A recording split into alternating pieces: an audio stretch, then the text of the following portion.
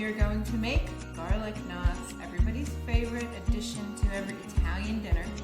So we need some olive oil, some garlic salt, some butter, some flour, some yeast, and some warm water, and then we are ready to go. So come join me, it's going to be great. We are starting with 2.5 cups of warm water, and we are going to measure in our yeast, which will be 5 teaspoons total. So about 2 packages if you get the packages. The warm water is absolutely necessary to activate your yeast.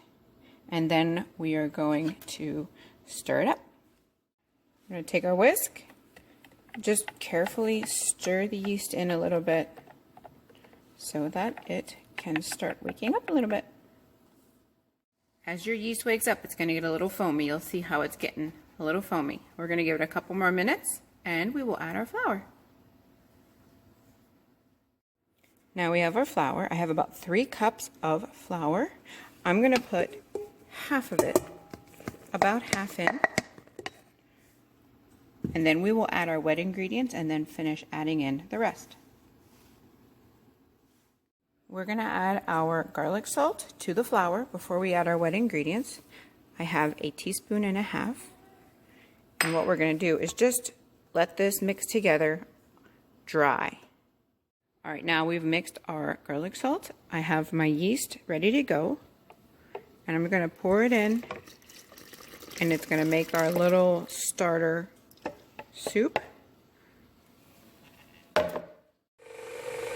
So I'll take my spatula and just loosen the dry flour so that it gets incorporated.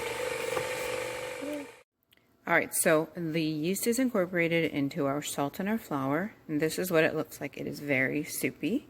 Now we're going to add the rest of our flour. I'm going to add the rest of our flour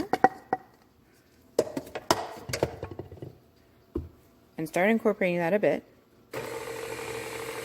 I'm going to add a little bit of butter, not a lot, only 3 or 4 tablespoons of butter, depending on how much. So you can see it's starting to come together a bit. And we're going to let that go and make sure we get all that flour off the sides. So here's our dough. It's very soft right now, but we're going to end up adding more flour after our first proof. Okay, we are going to take some olive oil and just pour about 1 tablespoon into our bowl and swirl it around so when we put our dough in there, it doesn't stick. So here we go. We're going to put our dough into our nice oiled bowl. See how soft it is right now, and it should be soft. We don't want a heavy, hard dough on this one. We want these to be really light and fluffy.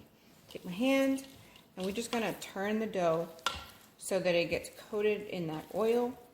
And now we can cover it with a clean towel.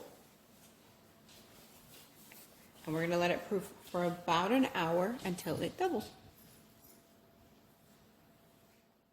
While the bread is rising, we can make our garlic butter topping.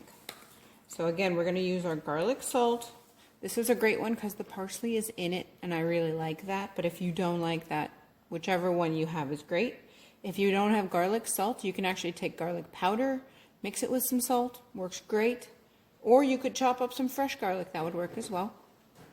I'm going to do 4 tablespoons of melted butter, and again, 1.5 teaspoons of garlic salt, and mix it together. So then we're ready when we're ready to make our garlic knots.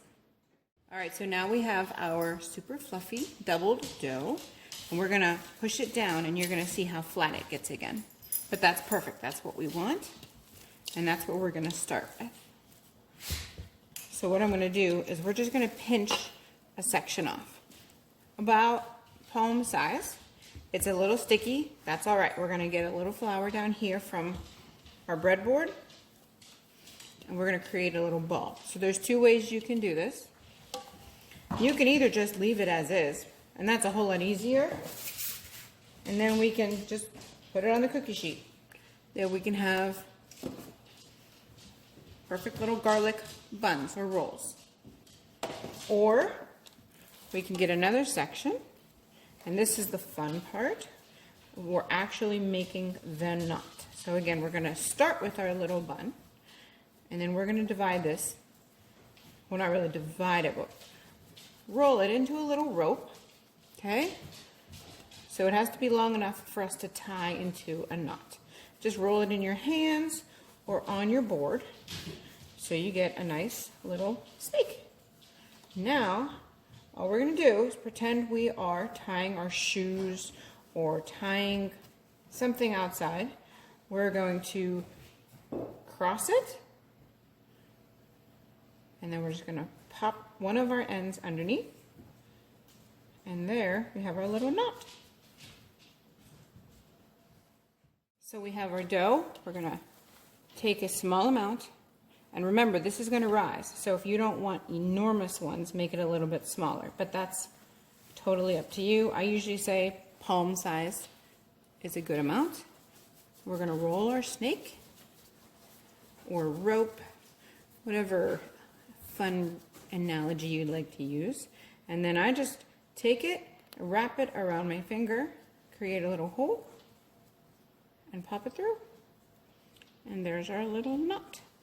So we're just going to keep repeating that till we have our cookie tray completely full, and then we're going to let those rise before we bake. So here's my tray. I'm going to put 8 on a tray that gives them room to rise. We're going to let them rise for about 15 to 20 minutes. That's plenty. And then we're going to brush them with our garlic butter and bake at 375. So while we're waiting for them to rise, you can preheat your oven. 375. All right, guys, we are going to take our butter and garlic salt, get our pastry brush. It can even be a generic paintbrush. They work really well. So you want to gently brush your rolls so we don't deflate them now. But this is going to make a great finish as they bake. Okay, my oven is preheated. I'm going to finish my last one. They are ready to go in the oven. Okay, and we have our toasted, wonderful garlic knots. It took about 20 to 25 minutes, depending on your heat in your oven. And then we're going to finish them off with our butter garlic topping one more time. And all that's going to go right in and soak in and make them extra garlicky. I hope you guys enjoy them. I will be making more different things. Have a great night.